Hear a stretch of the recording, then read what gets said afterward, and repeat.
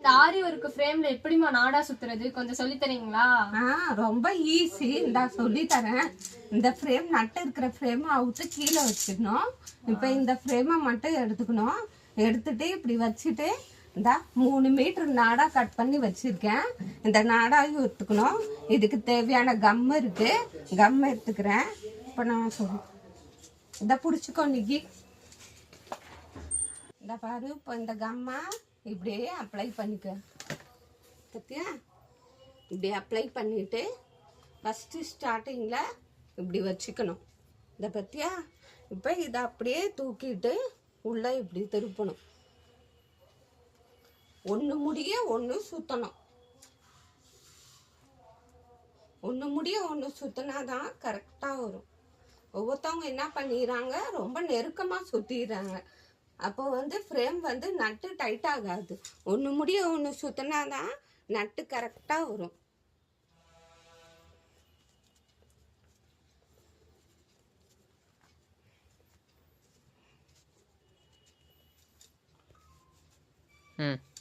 புரிஞ்சிச்சா பாப்பா? இப்போ நீயும் ஒரு 2 வாட்டி சுற்றி பார்க்குறியா? இந்த சுத்துறேம்மா.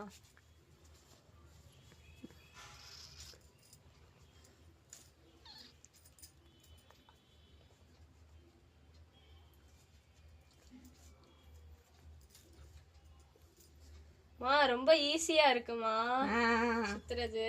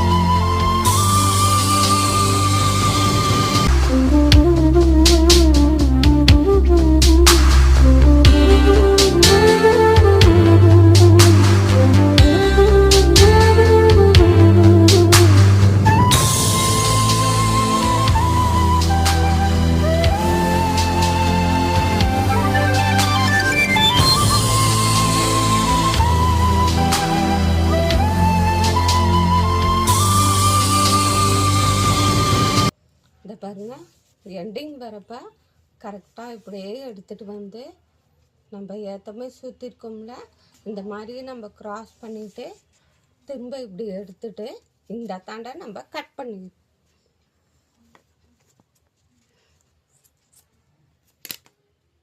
இப்போ இங்கே கம்மா அப்ளை பண்ணி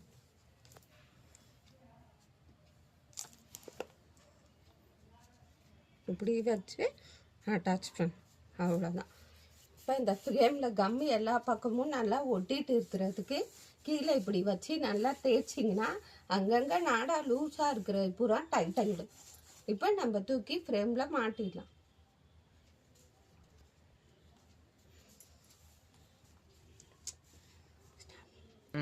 என்ன மாதிரி ஃப்ரேம் சுத்த தெரியாமல் இருந்தீங்கன்னா இந்த வீடியோ பார்த்து தெரிஞ்சுக்கோங்க.